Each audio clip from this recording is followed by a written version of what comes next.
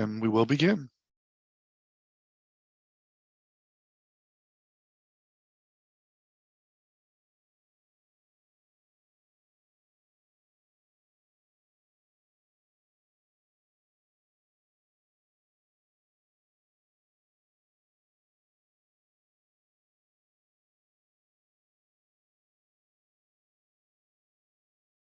I see that participants are still joining. Might give it another half a minute or so, and then we'll get started.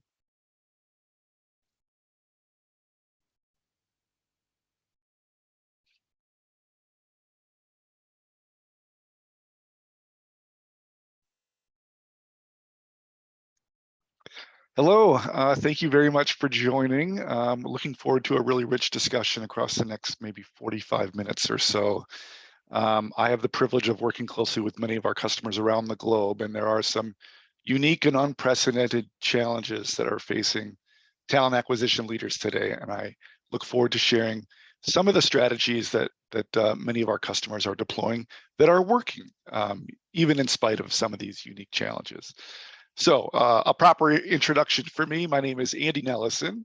I am the leader of our global volume hiring practice. So I work primarily with our customers that have kind of entry-level hiring needs or volume hiring needs, and I create SHL solutions specifically for those customers. I was intending to be joined by my colleague and friend, Michael Whelan, who is the managing director of our Australia and New Zealand region for SHL. Unfortunately, he is under the weather, so it will just be me leading this conversation today, but I will do my best to keep it engaging and entertaining. We will be recording this webinar. We will also be sending an email as a follow-up, including a link to all of the slides, a PDF to all of the slides. Unfortunately, you will be muted throughout the conversation, but I do encourage you to ask questions through the Q&A function, and I will pause throughout the conversation to take a look at those Q&A, the questions, comments, etc. I really do look forward to hearing from you, so please submit those. We have guests that have joined us from various parts of the world, Australia, New Zealand, and various parts of Asia. And so if you would like for this session to be interpreted, there is some instructions here where you can have the interpretation function enabled via the Zoom call. So follow these directions and hopefully you don't have any issues with that. So with that bit of housekeeping, why don't we begin? There's really three sections to the conversation that I'll be leading us through today. One is just really kind of laying out some context. What is happening in the world of talent acquisition? What are some of these unique challenges that have presented themselves to talent acquisition leaders? So there is a changing landscape around talent acquisition. It's important to understand that. Then I want to dive a little bit deeper on this idea of focusing on potential as a key strategy for hiring and onboarding new talent. Potential as a construct, not even necessarily potential fit for a given role, but potential as a way to expand your talent pool, find new and different candidates, embrace your diversity hiring initiatives and make some progress there, and meet your hiring goals. We think there are some difficult challenges ahead, but if we focus on potential, we might find some answers. So I'm going to lay that out for us. And then I won't spend too much time on the SHL solution. Rather, instead, I'll be sharing some kind of best practice or lessons learned as we've worked with particularly volume customers around the globe.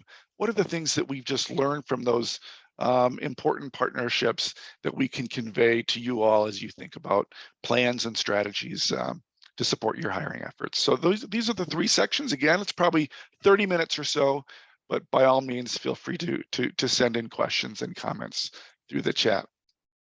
So we'll start with a look at kind of what's happened with the labor force. I think this is the first key element to understand. This happens to be a slide reflecting some US data. The next slide that I'll share is actually specific to Australia, but the story is kind of the same. So obviously, there was a very significant event that happened in March, April, May of 2020. COVID happened, the labor force participation rate plummets. It has been a slow recovery, generally speaking, across most regions. Most regions, the recovery looks kind of like the one that we've seen here for the US. The big issue, though, is that we have more jobs than we have candidates. That green line, you can see the very tail end of it. We have literally twice as many jobs as we do candidates. And so there's just a scarcity of talent. It's tough to find really good candidates. That's always the case. It's never been more true than it is right now.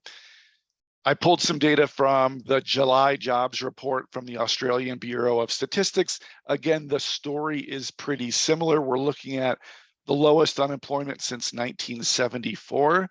That's the year that I was born. That's an awful long time ago. So this is really unique times, but we're just seeing a tightening in the labor market. It's tough to find really good talent.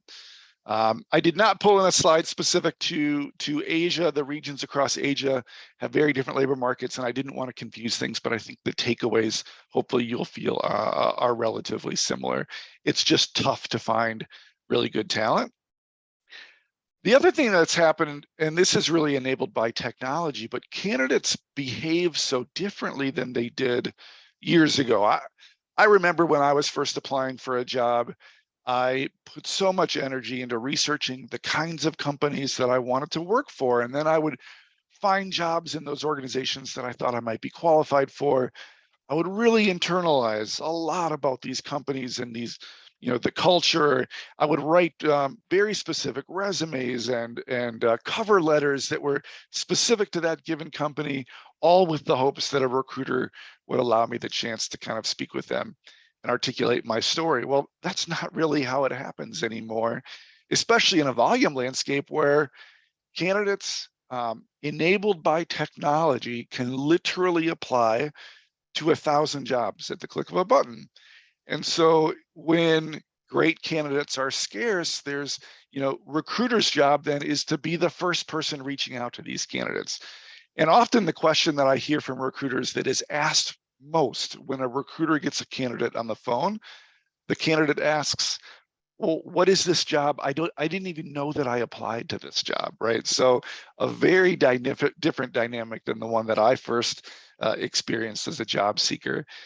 Then the recruiter obviously is trying to convince that candidate that, yes, this is a great company to work for, and this is a job that you should really consider. So it's just a very different dynamic that we're dealing with, and candidate behavior is so different than it used to be.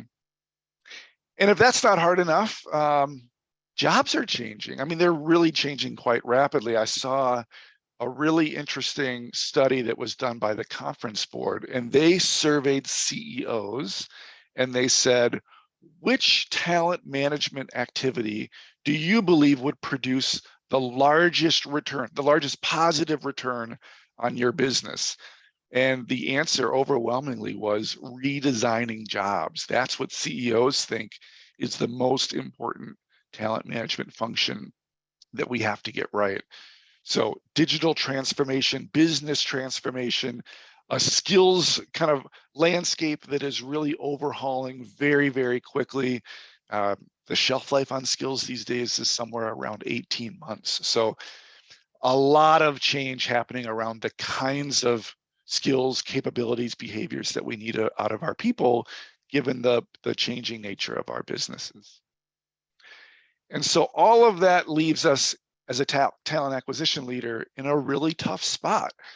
On the one hand, we've got relatively short-term challenges, operational hurdles where we've got to just get butts in seat. We've got to make sure that our business leaders, our internal stakeholders, that they have the talent that they need to run their operations. And to do so, we're prioritizing things like speed to hire, and do I have to think differently about overpaying to get good talent in the door? Now, on the other hand, we've got these long-term priorities, things like roles that are changing, things like very strategic initiatives around diversity and inclusion, talent mobility. How do I think about bringing in the talent that's going to fuel my business transformation for years to come? Well, that's a very different kind of conversation to have than this short-term situation where I just got to, staff the warehouse floor, as an example. So a really tough moment in time for recruiters and talent acquisition leaders to be navigating through. So what I'd like to do is just start with a poll question. I'd love to hear from you. What are the pressing talent acquisition challenges? What is the most pressing talent acquisition challenge that faces you and your business? Is it sourcing and a scarcity of labor? Are you struggling figuring out the right kind of diversity hiring strategy? The great resignation is a topic, the great transition, others have called it. Certainly that's affecting most of the client organizations at SHL that I've been have the privilege of partnering with. Are you struggling to figure out the right kind of skills and competencies given the changing nature of roles? Or is it just that, man, it'd be nice if a candidate actually showed up to an interview or even showed up for their onboarding? So we'll give this, I don't know, 10 or 15 seconds more. If you can tell us what was the most important challenge that's facing you today.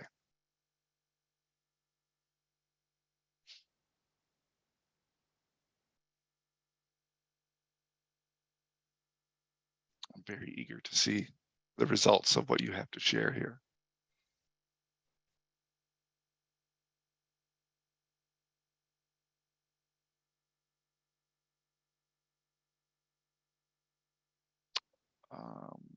Are we able to pull up the results, please? Here we go. Yes, sourcing. The reason that we're primarily here for this conversation, well, I guess that adds some relevance to the conversation that we're about to have, although that's not an easy challenge to face. The emerging skills and competencies, sourcing for the kind of skills of the future. I'm actually surprised that that one is as high as it is. That tells me that there are some strategic talent acquisition leaders on the call today. Great. Well, why don't we move forward? So the next conversation that I want to lead us through is just to dig in a little bit deeper on this idea of potential. I'll start by maybe just shedding a little bit more light of what I mean. What I see many of our customers doing to good effect is they're broadening their talent pool. They're thinking differently about the kinds of talent that they'll consider to bring into their organization. We've long relied on relatively narrow profiles. We want that perfect candidate that's got the right set of academic credentials. Maybe they've got the right business certification. The CV, the resume looks great. A relatively narrow profile that we've sourced for in the past. And in the landscape that we're living through right now, where there is that scarcity of talent, we have to think differently. We've got to expand those talent pools. And one of the ways to do that while still embracing some rigor is by thinking about potential, right? Embracing what candidates can do as opposed to what they have done. And again, focusing and prioritizing potential rather than just experience. And if that is a strategy that we want to consider, what I would represent to you is that our customers that have done this well have wrestled down a couple of different key dilemmas or challenges. And that is, first, really getting tight on what are the skills that we should be prioritizing. So I'll touch on that. I'll go a little bit deeper then on how is it that we could actually expand the talent pool? What strategies could we deploy? What should we be considering? I'll touch on that. And how can we get a little bit more strategic when we think about leveraging our employment value proposition, our branding and EVP efforts, which I think are more critical in this moment in time than ever. So we'll start with the skills bit. There's different kinds of skills. And I think it's important to really, when we're sourcing for roles, rather than just leveraging that job description that we've always used in the past, let's really tease out, well, what are the kinds of skills, and push back on those hiring managers. What are the skills that you absolutely need? And maybe a framework like the one that I have on screen that actually teases out different kinds of skills or behaviors or competencies. So on the top, think of this as the leaves on the tree, right? These are things that change relatively quickly. Every year, those leaves fall off, and then you're starting all over again. These are those perishable skills. I have in here as an example, maybe you're in the retail business and you've got a certain point of sale technology that, boy, wouldn't it be great if your retail teller, I'm just making this up as an example, they knew how to use that specific technology. Well, that technology might be obsolete in 12 months as your business is transforming relatively quickly and a retail role is really becoming more of a customer service role, and that narrow skill based on a specific technology becomes much less relevant, just as an example, as opposed to these more long-lasting skills. So the semi-durable skills. Now, these often are those field-specific technologies or processes, even more particular. I've got a couple examples here on the right. Maybe you're an expert at Scrum or Kanban, right? You're a developer. Well, that's a much more long-lasting skill to be really prioritizing than something like the perishable skill examples that are listed up top. Or even better, now we're getting into the roots of the tree, the things that really don't change much at all. We're looking at things like competencies. How can we help our internal partners, our hiring managers in particular, really think differently about how should they be prioritizing things like competence, critical thinking, collaboration, communication. A critical thinker can relearn that next perishable skill rather than prioritizing someone that might have that perishable skill that is not a critical thinker. So maybe a good framework here, we'll send this slide out to kind of have that conversation and pressure test with your hiring managers. What are the skills we really should be prioritizing? Up next, I want to talk a little bit about talent pools. Now, in the old days when there was an abundance of candidates and we created those relatively narrow profiles, here I have an example of a software developer. So maybe we're looking for that very purple unicorn candidate. They have the advanced degree, the academic credentials, they've got 5 years of experience as a software developer. This is the person that I'm going to hire. Well, that person doesn't really exist right now. They're very, very hard to find. Maybe there are other parts of the talent pool that we could be considering. Are you confident that you're embracing your internal talent to the degree that you could or should? Have you built a library of skills and competence for your existing talent? And do you have a vehicle to make them aware of new opportunities? Do you have a culture that encourages mobility? I think that's a very critical cultural element to prioritize right now. So internal talent could be overlooked, often is in my experience. Neurodiverse talent, even more overlooked. Do we have the tools and strategies to really fairly evaluate candidates with neurodiverse skills, challenges, et cetera? And then lastly, like self-taught, do we really have to have that academic credential? Are we not giving enough credibility to those people that are inspired by something, a narrow kind of capability? In this example, software developer, they've taught themselves, and maybe they can do the job even better than someone with that very fancy degree. But what we find all too often, the pre-application process is not very well communicated internally. It does not prioritize that mobility with internal candidates, and so our pool gets a little bit smaller. In the screening stage, we have recruiters that are still latching onto that old model of what that profile is that they intend to prioritize. And maybe they still have that hiring manager in their ear pushing for that old profile, knowing that it's almost impossible to find. So maybe we're screening out some of those neurodiverse candidates because we haven't really enabled our organizations, our hiring managers and our recruiters particularly, to really treat those kinds of candidates fairly. And in the interview process, maybe we're just overlooking that self-taught altogether. So we get stuck. We get stuck in this smaller talent pool mindset through some of these kind of legacy thinking. I will tell you that some of the tools that many of our customers are using to keep that talent pool wide, that funnel open, a much more structured interview, really enablement and interview process. But objective assessment can be a really good strategy here to kind of level the playing field. Now we're looking at things like foundational behaviors and competencies through an objective lens, regardless of whether that candidate comes from any of these four elements of the talent pool. So there are different ways that you can kind of add rigor to the way that you examine your pool. And really, we see assessment as a really good way to do that at this moment in time. In fact, it's interesting, many customers say, I don't have enough candidates, I want to get rid of my assessment.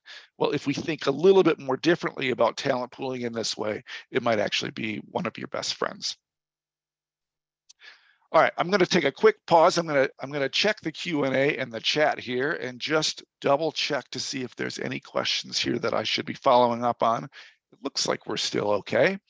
So I'm going to move on to discuss the employment value proposition. So a huge focus for most talent acquisition leaders. What we're looking at on the graph is kind of a similar view to where we started. So we've got labor force participation. It drops in April of 2020. It is slowly returning.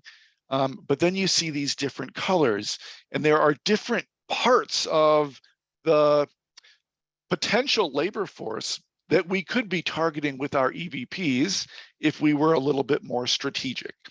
And so this actually does represent the percentages of that labor force that currently they're not participating in the labor force. They're not actively employed, but for different reasons. And so that first green layer, we have a bunch of baby boomers that were set to retire anyway. So COVID or not, we were going to have a smaller talent pool to begin with. Now you see a spike here in January where the green line gets a little bit smaller. That's because there were a lot of early retirees that took COVID as an opportunity to say, yeah, this is the time that I'm going to retire. Many of them have decided, no, this actually isn't the right time to retire, and they've returned to the labor force. And so we actually see a lot of kind of baby boomers in particular that are flooding back into the labor force. And you might say, I really want to target retirees as part of my strategy to source my open positions. Well, if that were your strategy, and it might be a very good one, what are the things that you would want to prioritize in the way that you're communicating to those candidates, the way that you're showing up, the way that you're representing your brand and your EVP? Well, you probably would want to focus on things like healthcare benefits or retirement benefits, or even things like purpose and belonging in your last few years before retirement. Let's get as much fulfillment out of that experience for you, Mr. or Mrs. candidate, as we can. So those might be things to highlight if that were the part of the segment of that labor force that's currently not participating that we wanted to target. We could also target those that are unemployed, although that would actually be a really hard strategy right now because unemployment, as we saw earlier, is really at an all-time low. Unfortunately, my graph here ends in January of this year. If it continued into June and July, we would see that blue line got even smaller and smaller. But nevertheless, let's say we really wanted to target unemployment. Well, some of the things that we might want to highlight in our branding efforts and our EVP efforts are things like compensation. We pay really well, or stability, or even better yet, and this is possible for some of you, not possible for others, but we do know that candidates today really love the idea of remote work. If that's something that you can deliver to them, you're likely to get your fair share of interested candidates, especially from this unemployed section of the labor force. The gray then one is this interesting other category. These are people that have decided, and they were inspired by COVID, to reimagine the nature of the relationship that they want to have with employment generally, with work specifically. And we see many candidates coming from families that have decided that they're going to only have one income in the family and one spouse is going to stay home. So it's actually quite interesting that this portion of the labor force, 67% of these people are actually women. So if you wanted to target people that have decided, you know, COVID has me reevaluating my life and I'm just going to hit the pause button on work, and those were the people that you wanted to hire, you might want to appeal to women, or at least think of ways that you could, or find ways to articulate things like work-life balance, if that's a possibility for you. Or again, things like remote friendliness can be a good way to target this portion of the population. I guess this is good news, bad news. What we're seeing generally is that inflation, it's increasing across most regions around the world. Inflation is driving a lot of these people back into the workforce just because they have to. They're not able to sit out any longer. So I think we're starting to see a lot of these candidates returning. Hopefully that brings more candidates into the pool for us to consider with some of those challenging recs that we have open today. And the last section, which is really everyone in white on this graph. So down here in white, we're looking at people that are actively employed. These are people that have a job. And we might say, in order for us to be successful in meeting our hiring goals, we need to steal talent from our competitors or from other organizations. And if that's the strategy that we're interested in deploying, well, compensation is probably your best friend if you pay better than average. But remote friendliness or benefits that you know, could be other elements that you might want to highlight. So there's different ways that we're seeing our customers get a little bit more strategic in their segmentation and targeting efforts around things like branding and EVPs, et cetera, to navigate this kind of candidate scarcity. I'm going to do a quick check here on the Q&A just to make sure that there isn't any other questions that have come in. The last section is, I thought I'd just share a little bit, well, so what are some of the lessons learned as we think about the solutions that we're deploying through SHL that seem to be helping given this challenging time? Candidates are scarce, candidates are behaving differently, managing that balance between being strategic and being transactional. So let me walk you through really, oh, I'm sorry, we have our next poll question. Before we get to some of those things, I would love to really better understand what are the things that you would prioritize if you were thinking of making changes to your hiring strategy, to your hiring programs? What are the things that if you found a better option, you actually would embrace to make a change? Now, I suppose all of these could potentially be an option, but we're going to make you choose the one that is most important to you. But would you be willing to make a change if you could move faster, if your time to hire could shrink, or if you could better engage your candidates, so you had a more differentiated candidate experience? Is that something that you would prioritize?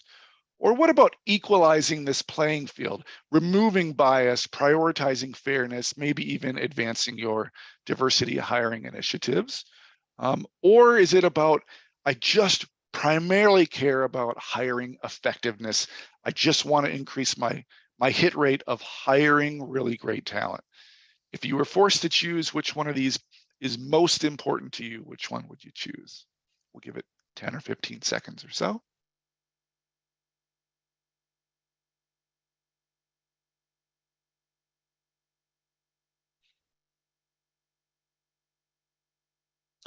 I'm going to guess that most of you will prioritize the candidate experience, but we will see if I'm right.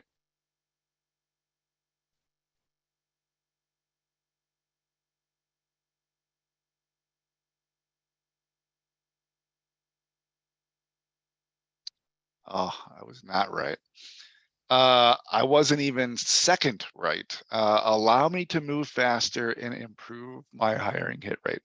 I mean, I suppose that's really what talent acquisition is here for, is bringing in great talent into the organization. So I get that. I definitely appreciate the need for speed here. So that's one of the things that we'll talk about here in a second. So let's move on to kind of some of those things that we've learned in our 40 years creating hiring solutions And especially coming from my perspective, where I'm so focused on kind of volume hiring solutions. What is it that we've learned along the way that hopefully is useful and helpful uh, to you as you think about optimizing your hiring programs? Well, the first thing we know is that candidates really do, especially early career candidates, entry-level candidates, they really want to feel like the hiring process is reflective of the job for which they're hiring for. They have a much higher satisfaction rate when they feel like it's clear to me that what I'm being asked to do is very job related, right? It's intuitive to me. This is a face valid experience. I get it. I'm hiring to be a manufacturing, warehouse worker, and the process that I have to go through is resonant to that kind of a job. So one of the things that we've deployed across here at SHL over the past, really 15 years or so, is we've got what we call job focused assessments. So and we've got dozens of them organized around different kinds of job roles, but we really want to weave in that kind of face validity into our assessment and interview hiring solutions. And so we've got these job focused assessments for contact center and sales roles, professional and managerial roles, retail, hospitality, general entry level roles, kind of customer service roles, as well as workplace safety, industrial, and healthcare roles. So again, trying to make this hiring process really feel like the jobs for which that candidate is applying is a really important element. And when we design these job focused assessments, and this, I'm not going to spend too much time here. This is a little bit in the weeds in the world of psychometrics, but there's kind of different ways that you can create assessment solutions. And on the left, we have a look at kind of what drives the predictiveness of an assessment. We have a very large library of assessment content of all kinds, different kinds of assessments, be that knowledge or skills tests or personality-based assessments, simulations, cognitive assessments that looked at things like intellectual capacity. And what we know is if we can assemble all of these in the right way against the requirements for a specific job role, where multiple kind of assessment strategies work together, that's where we enhance the predictiveness, and we can also shorten the testing time. So if you're thinking about assessment as a strategy that you'd like to learn more of, this might be something that you'd want to consider. There's different ways that you can piece assessments together to kind of increase your predictiveness. I think back to that poll, right? That really is something that we want to focus on, is improving that hit rate. This is a good strategy to do that. But the assessment is not the only experience that the candidate goes through. So we've created effectively a kind of a workflow builder that allows our customers to kind of represent their brand and tell their story to their candidates. I have this supposed to play as a GIF here, and it doesn't seem like it wants to play, but it would show you what that workflow looks like. There's different ways that we can help candidates kind of understand why they should prioritize this job over others. What is it that's unique and different? What are those EVP elements that we were talking about earlier that make sense to highlight to your candidates? Because if you recall, at the start of the conversation, we know that they apply to 1,000 jobs, 100 jobs, a dozen jobs at the click of a button. They haven't taken the time to research your company, to be excited about your job. And so if we can design a workflow for your candidates so that after they've applied, we can just thoughtfully, in the flow of the application and assessment and interview process, we can give them little nuggets of information that help them stay excited about your job and learn more about your company and your culture. All of that has proven to be really quite effective. We also learn a lot about candidates when they take our assessment, and we know from research that the thing they want more than anything else is feedback. But especially in a volume context, it's really hard to give feedback to candidates at scale. If you've got a lot of candidates that you have to consider, how do you give meaningful feedback to all of them? Well, we can take the insights that are derived from the way a candidate performs in our assessment, and we can give them dynamic, video-based, personalized feedback is part of that workflow process that I was just showing. So what we have playing right now on screen is just you're not hearing the audio, but if it were, you would hear a narrator that's saying, we've learned that you're really great at decision making. And so we can even customize the kind of scene that you see playing there so that it looks and feels more like your organization. But again, we're giving meaningful, strengths-oriented feedback to every candidate. We do that by leveraging the insight that we gathered when they completed our assessment. A good way to really just differentiate that process for candidates. We know how important that is. We also, this came up earlier in our poll, we definitely want to figure out ways that we can accelerate the hiring process. The number one reason why candidates drop out of the hiring process, 61%, is because they've accepted an offer from someone else. So a different employer has beaten you to that candidate. And so here's a view. Again, we're looking at that workflow process. One of the things that we know candidates really, really appreciate is a sense of transparency of the process. And so here we have all the steps outlined in a very specific kind of order. You can learn more about the company. You can do a realistic job preview. We're going to have you complete this assessment. We're going to plug in the video interview. We're going to give you your feedback. We're going to all do that in an automated way that accelerates time to hire, so that as soon as they complete that assessment, right?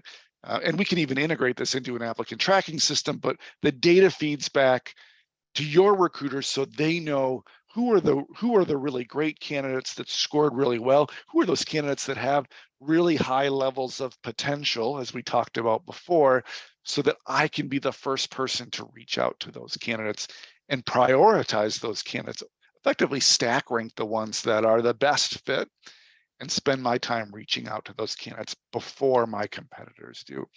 So designing solutions that really accelerate speed to hire is really important. And then lastly, once you implement a program, we really should be thinking of these as kind of programs, not projects. And so having a data-driven methodology through which we can optimize programs over time. We talked earlier about how jobs are changing so quickly. Well, if jobs are changing, then the things that you assess for and interview for as part of a solution that a company like SHL could help you with, or another assessment vendor, we should be building these in such a way that they're designed to change. They're designed to keep up with that changing expectations for what you're prioritizing in terms of kind of those job profiles that are so different now than they were 3 years ago and are so different than they will be 2 years from now. And so we want to collect a lot of data, and we monitor that data in partnership with our customers so that we can constantly be tweaking and changing the things that we're evaluating for and the ways that we can optimize the predictiveness of the solutions that we deploy on behalf of our customers. And so when we do all that stuff, those lessons learned, those best practices, we see really, really great results. And we've been doing this for quite a long time. So I don't want this to be a sales pitch. Hopefully that felt more like some of those lessons learned. And I sure do hope that this whole conversation has given you some ideas as you think about navigating this really challenging moment in time where candidates are just behaving differently than they always have been, where finding great talent is harder than it's ever been. There are some kind of foundational labor challenges that affect a lot of the regions that we're operating in. But if we think about things like potential, prioritizing potential, expanding our talent pools, and leaning into strategies that can really help us evaluate new and different candidates, we might find some ways to still be successful given some of these unique challenges. So I'm going to look over at the Q&A one more time. I do see, it looks like there were a couple of questions here. I have a question. Wanted to check if SHL has game-based assessments and what the local market uptake on them. Game-based kind of depends on your definition of game-based. It's a good question. We definitely believe that assessments should be immersive. They should feel engaging to the candidate. They should look and feel like the job when appropriate. But we don't think that they should feel like a silly game.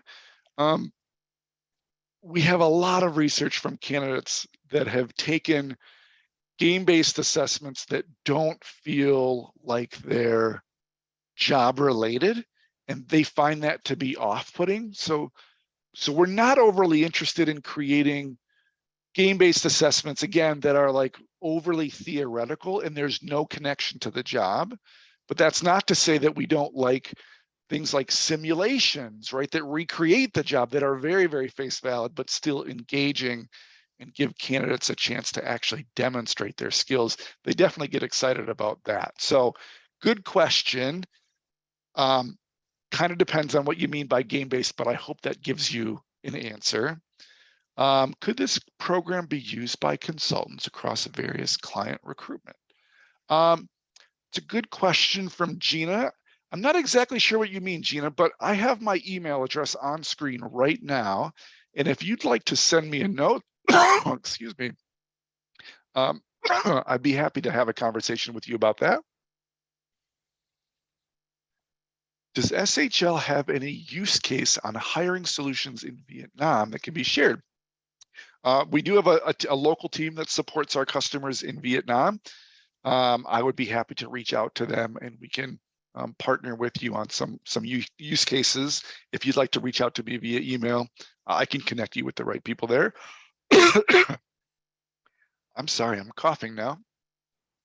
But very good question. Thank you for asking.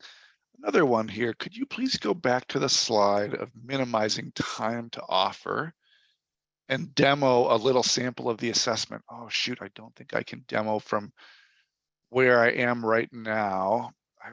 I would have been able to share it. Oh, it's kind of playing now. So this is the workflow that's playing. It doesn't, and so now I'm sharing in the workflow. You could have current employees that are talking to your prospective job candidates that say, hey, thanks for applying. This is why you should be excited. But I don't actually have an example of what the assessment looks like. I mean, the truth is, we have literally hundreds of assessments. So there's a kind of there's a broad spectrum of what those assessments look and feel like. But again, we do try to make them as engaging and as relevant to candidates as possible. But Susie, I'd love to connect with you, and I can certainly give you more detail on what the assessment experience is like in a follow-up. And I'll go back to my email address here as well, so that you have it. I just in the deck that I have here, I'm not easily able to pivot to what that assessment looks like, but I can certainly send you a follow-up. I think that's about all the questions. And if I look at the time, I think we're 2 minutes from the 45 minutes that were slotted. So I guess I will leave you with a heartfelt thank you for spending 45 minutes with me. I hope it was helpful and useful. And I hope our paths will cross at some point in the future. Thank you very much for joining.